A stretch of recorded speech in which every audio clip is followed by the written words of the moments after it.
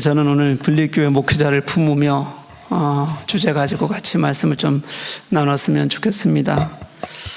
분리교회 목사니까 김성은 목사를 얘기하는 거죠. 네, 김성은 목사를 품으며 같이 말씀을 좀 나눠보고 싶습니다. 빌립보 교회는 바울과 아주 따뜻하고 아름다운 관계를 맺고 있는 교회입니다. 바울이 빌립보 교회를 세운 이후에 그들은 바울의 모든 전도 여행 과정에 함께 했습니다. 그들의 교회는 빌립보에 있었지만 그들은 바울이 그 지역을 지날 때마다 극진하게 섬겼고, 또 바울이 그 지역을 떠나서 필요할 때면 전도 여행을 할 때 필요한 것들을 세심하게 챙겨주었던 그런 교회입니다. 바울이 기근 때문에 예루살렘 교회를 돕자고 했을 때도 늘 앞장섰던 교회가 빌립보 교회였습니다. 그런 빌립보 교회를 향해서 펜을 들었던 바울은 이렇게 오늘 말씀 속에서 기록합니다. 하나님께서 너희 안에 착한 일을 시작하셨다. 하나님께서 너희 안에 착한 일을 시작하셨다. 그들 안에 시작하신 하나님의 착한 일은 바울과의 관계를 보여주는 그런 일을 말하는 것이 아닙니다. 뭘 얘기하는 거냐면 복음의 일을 말하는 겁니다. 5절 말씀은 이렇게 기록하고 있거든요. 너희가 첫날부터 이제까지 복음을 위한 일에 참여하고 있기 때문이다. 그리고 너희 안에 착한 일을 시작하신, 이렇게 얘기해요. 하나님께서 그들 안에서 복음의 일을 시작하셨고, 그러니까 예수를 믿게 하셨고, 그들 또한 하나님이 하신 그 복음의 일에 참여하게 하시는 겁니다. 그들이 바울에게 했던 일들도 개인적 관계를 더 아름답게 만들기는 했지만 바울에게 하는 일이 아니라 다 복음을 위해서 하는 일이었습니다. 그 복음의 일이 서로 안에서 아름답게 관계를 맺어가고 있는 것이죠. 저는 하나님께서 우리 김성훈 목사를 통해서 복음의 일이 시작하신, 김성훈 목사와 시작하신 복음의 일이 오늘 우리 교회를 통해 계속 이어지고 있다고 믿습니다. 그리고 이 하나님의 일이 예수의 날까지 함께 협력하며 즐거이 이루어 가실 예수님의 마음이라고 믿습니다.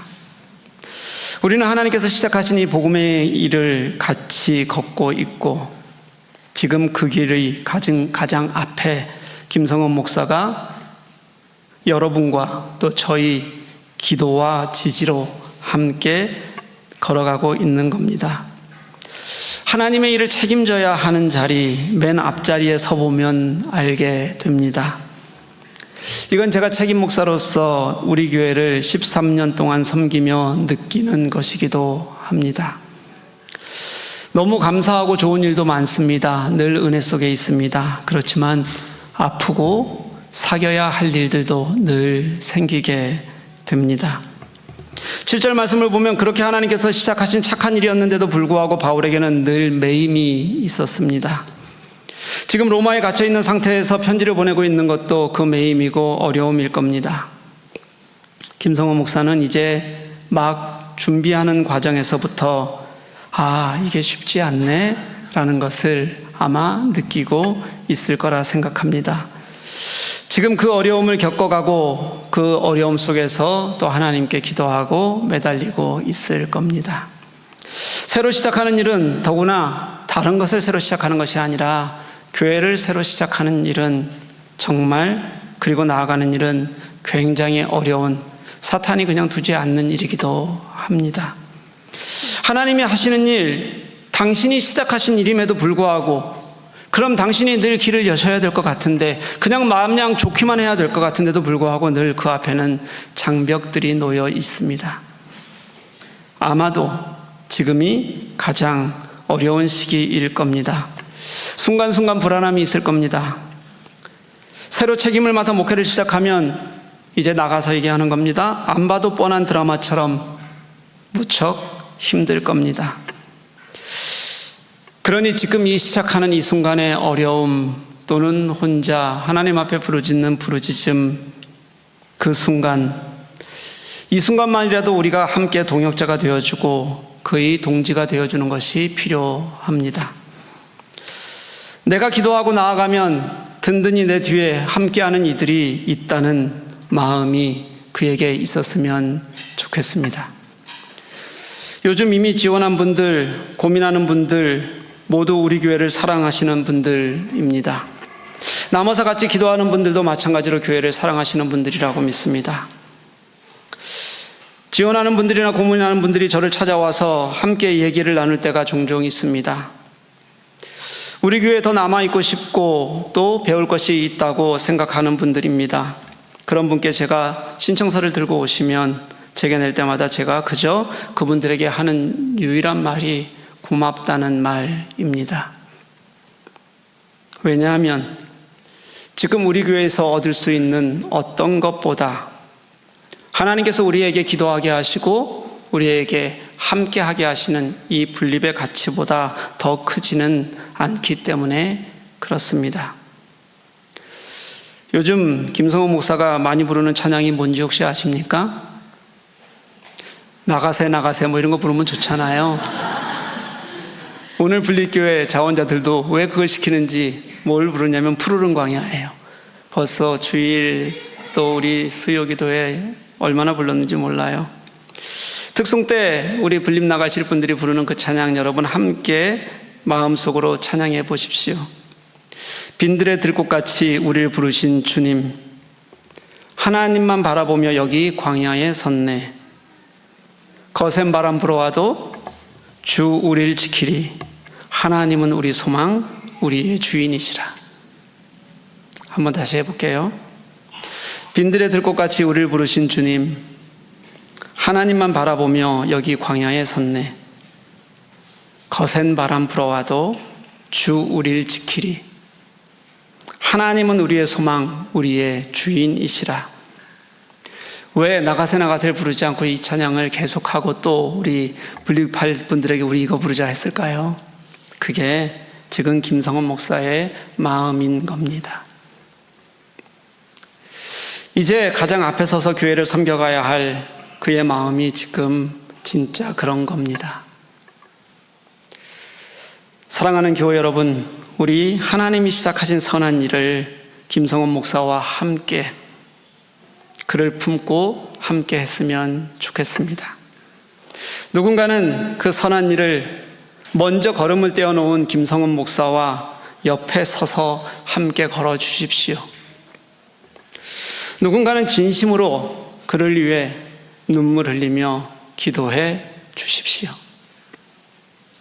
바라기는 오늘 이 시간이 그의 손을 잡아주고 그리고 그와 함께하는 시간이 될 수 있기를 소망합니다.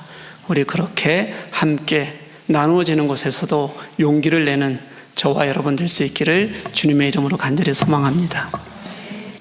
신학 공부를 하면서 가장 마음에 오래 남았던 단어가 저는 사랑이라고 하는 단어입니다. 흔히 사람이 사람한테 사랑한다라고 하는 말이 아니라 힘센 사람이 힘없는 사람한테 사랑한다라고 했던 그 어원을 늘 생각할 때마다 하나님이 우리를 어떻게 사랑하시는지 생각하게 됩니다. 청소부 교사들과 모임을 할 때마다 그런 얘기를 했습니다. 빨리 써라 라고 얘기를 했습니다. 그러면 선생님들이 저한테 그렇게 얘기했습니다. 우리 가면 울 거면서요. 그럼 제가 그랬으면 울지 않는다. 절대로 울지 않는다. 저는 이 분립개척 논의에서 제 감정을 표현할 수 있을 만큼 그렇게 자격 있는 사람이 아닙니다. 처음 분립개척을 하고 나서 제가 청소년부를 맡았을 때 교사 한두 명 남았었습니다. 다 가셨더라고요. 그래도 하나님은 우리를 다시 세우게 하셨고 그래도 하나님은 우리를 다시 일으켜 만드셨습니다. 그것을 경험한 저에게는 더 이상 사람에게 의존하는 것이 아니라 우리 하나님께서 지키신다라고 하는 자신이 있습니다. 저의 자신이 아니라 우리 하나님께서 함께 하신다라는 자신이 있습니다. 그러니 제가 했던 말은 여전히 유효합니다. 다 쓰십시오. 그럼에도 불구하고 제가 가지고 있었던 여러 사랑에 대한 이야기 오늘 여러분들과 함께 나누고 싶습니다. 그 옛날 나라와 나라가 전쟁을 벌이고 상대방을 자신의 영향력 아래 두는 것을 승리라 여기며 그것을 최고의 가치로 여기던 세상 속에서 사랑이라고 하는 단어는 힘없는 상대에게 함부로 하지 않겠다라는 약속의 의미였습니다. 하나님은 이스라엘 백성들에게 자신을 사랑하라고 말씀하셨습니다. 때로는 명령으로 말씀하셨고 때로는 부탁하셨습니다. 너희는 나를 사랑해라. 부탁은 너희는 나를 사랑해다오 였습니다. 사랑의 속성으로 말을 바꾸면 너희는 나를 함부로 대하지 말아라. 너희는 나를 함부로 대하지 말아다오.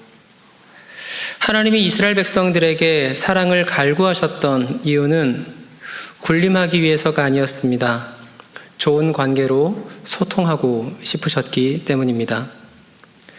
그러나 백성들에게 하나님이 말씀하시는 사랑은 늘 희생을 요구하는 것처럼 여겨졌습니다. 나는 더 잘 살 수 있는데, 나는 더 풍요로울 수 있는데, 내가 가진 힘으로 다른 사람들을 정복하고 더 누릴 수 있는데, 이처럼 승리를 최고의 가치로 여기는 이들에게 하나님의 사랑은 따르기 어려운 일이었습니다. 그리고 사랑은 승리라고 하는 이름 뒤에 밀려가게 되었습니다. 사랑은 뒤로 하고 승리에 목말라던 사람들은 더 이기적으로 세상을 살아갔습니다. 정의라는 이름도 공의라는 이름도 승리라는 이름 앞에서 외면받았습니다. 그렇게 사람들은 점점 싸우는 괴물처럼 바뀌어갔고 함께 어우러져 살아가는 평화, 하나님의 형상, 그것들을 잃어갔습니다. 그런데 하나님은 자신의 형상을 잃어버린 자신의 백성들을 위해 다시 사랑하기로 마음을 먹으셨습니다. 이제는 그들에게서 내 자식으로서의 모습이 별로 보이지 않는데도 불구하고 변했다고 함부로 대하지 않고 사랑하기로 마음을 먹습니다. 사랑하기 위해 아들을 보내셨고 승리에 목말라하는 이들에게 이기는 게 다가 아니다라는 것을 보여주기 위해 승리만을 앞에 두고 살아가는 이들의 모습이 얼마나 참혹한 것인지를 보여주기 위해 십자가를 지셨습니다. 그래서 십자가를 보는 사람마다 승리가 아니라 사랑을 볼 수 있도록, 사랑의 아름다움을 볼 수 있도록 하셨습니다. 이렇게 기독교 신앙은 누리고 이기는 것, 즉 승리를 통해 지켜지지 않았고 어떤 경우에도 함부로 하지 않는 것, 사랑을 통해 지켜졌습니다.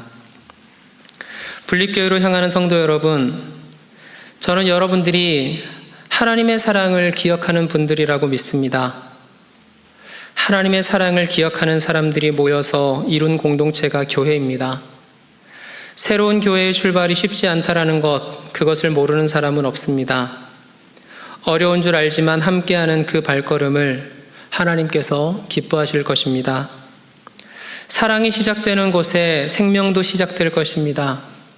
보잘것없어 보이는 사람들이 괜찮은 모습으로 회복되어질 것입니다. 기쁨을 알게 되고 소망이 시작될 것입니다. 그리고 그들이 고백하게 될 것입니다. 이 모든 것이 함부로 하지 않는 하나님의 사랑에서부터 시작되었다는 것을 말입니다. 여러분의 발걸음은 사랑의 시작입니다. 여러분의 길을 축복합니다. 나눠질 용기, 그 중에서 저는 남는 성도님들을 생각하며 말씀을 나누고 싶습니다. 먼저 제가 처음 우리 교회 왔을 때가 생각나네요. 그때는 제가 목사로 청빙되어 온 게 아니어서 한 명의 그리스도인으로서 반바지와 티셔츠와 운동화를 신고 교회에 오는 것이 참 좋았습니다. 목사 노릇을 하다 보면 하기 어려운 찬양팀 일렉기타로 섬길 수 있었던 것도 참 좋았고, 싸게 들어가서 쌍모임에 참여하고 삶을 나눌 수 있었던 것도 참 좋았습니다. 근데 초반에 좀 적응이 좀 안 됐었던 건 성도들 대부분이 우리 교회가 건강한 교회다라고 말씀을 하시는 겁니다. 저는 기본적으로 그런 얘기를 들으면 반감이 먼저 생깁니다. 먼저 이렇게 자기 입으로 자기가 건강하다라고 하는 이 낯뜨거움, 한국 교회에서도 많이 경험해 봤는데 그렇게 스스로 자기네가 건강하다고 말하는 교회 중에서 실제로 건강한 교회는 잘 없었기 때문입니다. 또한 또 교회의 건강함이란 객관적 달성의 방식이라기보다는 주관적 지향의 영역이니까 건강한 교회라는 걸 무슨 자격증 딴 것처럼 말씀하시나 싶은 마음이 있었습니다.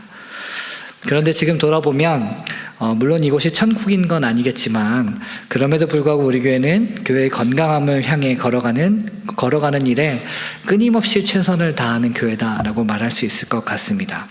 그것을 제가 너무나도 잘 알고 있습니다. 저는 한국에서 사역하면서 교회라고 하는 곳에서 하나님 나라를 꿈꿀 수 없다라고 하는 이 아이러니한 현실에 절망감을 가졌었습니다. 그래서 굳이 목사여야 할까? 한 명의 그리스도인으로 살아도 너무 좋겠다 했던 게 우리 교회 처음 왔을 때였습니다. 우리 교회가 1차 분립개척을 하고 제가 어린이부 담당으로 사역을 시작하면서도 언제든지 나보다 좋은 사역자가 나타나면 나는 다시 그리스도인으로 돌아가고 얼른 자리로 양보해야지. 그러면 너무 재미있겠다라는 생각이 많았습니다. 어린이부는 저에게 너무 어려운 부서였습니다. 청년 시절에도 어린이부는 교사 한 번 해본 적이 없었고 그래서 어린이 예배는 어떻게 해야 할지, 설교는 어떻게 해야 할지, 공과는 어떻게 해야 할지 답답하고 자신 없는 마음을 일단 아이템으로라도 가려보고자 싶어서 캥거루 옷을 사고 부직포 인형을 만들었습니다. 부케도 만들었지요. 그렇지만 아무튼 매주일 어린이 예배를 준비하는 게 정말 힘들었습니다. 매번 맨땅에 헤딩하는 느낌, 또 살얼음판을 걷는 것 같은 느낌이었거든요. 그렇지만 어쩌겠습니까? 제가 안 하면 우리 아이들은 어떻게 예배하고 어떻게 하나님을 배우겠어요? 그냥 일단은 해야지요. 어쩔 수 없습니다. 빈자리가 생겼기 때문입니다. 그렇게 한 주 한 주 겨우겨우 넘겨가고 있었는데 어느 순간 저의 이 참고 버팀을 하나님이 이 교회를 다시 세우는 일에 사용하고 계신다는 마음을 주셨습니다. 잘하고 못하고를 떠나서 제가 굳이 하고 싶었던 것도 아니었고 이거 해봐야 3년 후엔 이걸 계속 하고 있겠어? 나는 다시 한 명의 그리스도인으로 돌아가겠지? 라고 생각하고 있었는데 그럼에도 그 자리를 지키고 버텨서 제가 할 수 있는 것들로 헌신했을 때 그리고 저뿐만 아니라 그리고 그러한 우리 공동체 구성원들의 이 사역을 이 구성원들이 이 사역의 빈자리를 채워나가기로 헌신한 이 헌신을 하나님이 들어쓰셔서 하나님의 공동체를 다시 세워나가시는 데 사용하시는구나. 그때부터 마음이 좀 편해졌습니다. 물론 어린이 예배 준비는 계속해서 쉽지 않았지만 말입니다.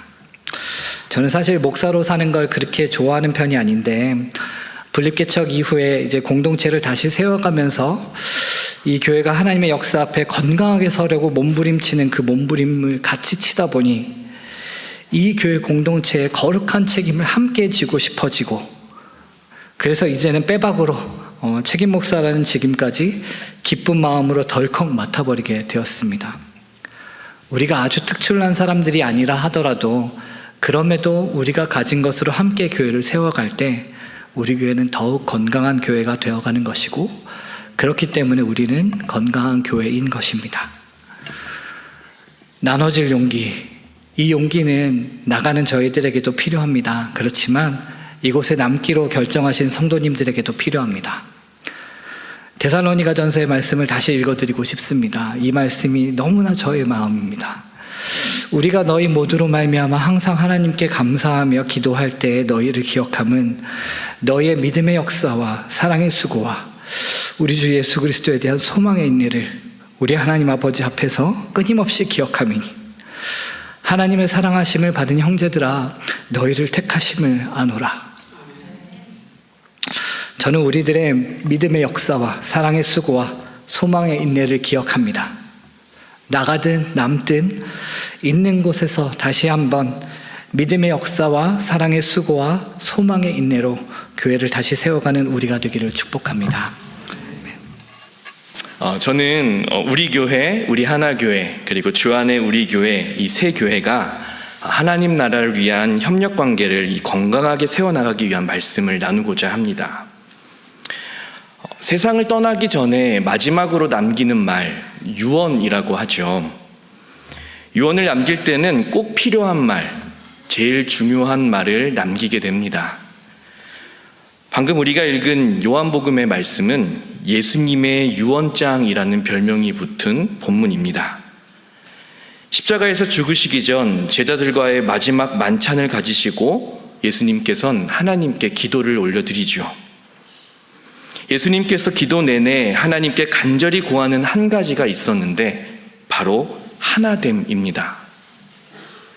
그리고 하나 되어야 하는 이유와 목적을 세상으로 하여금 예수님 당신을 믿게 하기 위함이다 하고 말씀하십니다. 어떻게 하나됨이 예수님을 믿게 하는 통로가 될 수 있을까 생각해 보면 하나됨이라는 것 말처럼 쉽지 않기 때문이구나. 그래서 누구라도 하나 되는 모습을 보면 그 쉽지 않은 일을 이루어낸 힘이 무엇인지 자연스럽게 궁금해지기 때문이겠다 하는 생각이 듭니다.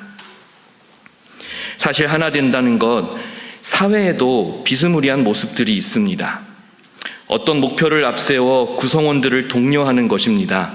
성과주의라고도 하죠. 목표를 달성하면 빵빠레를 올리고 성과가 제일 좋은 사람이 스포트라이트를 받습니다. 그리고 모두가 그 자리를 선망하며 나도 저 자리에 언젠가는 앉아버리라 다짐하며 공동체는 하나가 됩니다. 표면적으로는 하나이지만 사실 서로 정복해야 하는 경쟁 상대가 되는 것이지요. 예수님이 원하시는 하나됨이란 이런 세상적인 하나됨과는 다를 것입니다. 인간의 욕망을 부추기며 성공을 위해 함께 노력하자는 세속적인 이야기가 아닙니다. 교회의 하나됨은 오히려 그 모든 욕망을 내려놓고 세속적인 성공과 약육강식의 삶을 내려놓고 함께 살아가자는, 그렇게도 살 수 있다는 희망을 말하는 것입니다. 본질적으로 교회는 다양한 사람들이 모이는 곳입니다. 각자의 삶의 배경이 다르고 생각이 다르고 이상도 다릅니다. 그런데 하나님은 그 교회를 하나 되게 하십니다. 그것을 가능하게 하는 힘이 무엇일까요? 바로 차별 없이 임하는 하나님의 은혜와 사랑입니다. 교회는 그 하나님의 은혜를 경험한 자들이 모이는 곳입니다. 하나님은 당신의 은혜를 선물로 주셨습니다. 어떤 대가나 노력으로 인해 주시지 않으셨습니다. 그래서 누구도 자랑하지 못하게 하시지요. 그래서 우리는 교회를 공동체라 말하고 또 한 몸이라고 말할 수가 있게 되는 겁니다. 혼자서 할 수 있는 일도 혼자 하지 않고 함께하며 그 몸을 세워가는 것이지요. 그렇게 함으로 모든 일에 사람이 드러나지 않고 은혜가 드러나게 하는 것, 이것이 바로 하나됨의 원리입니다.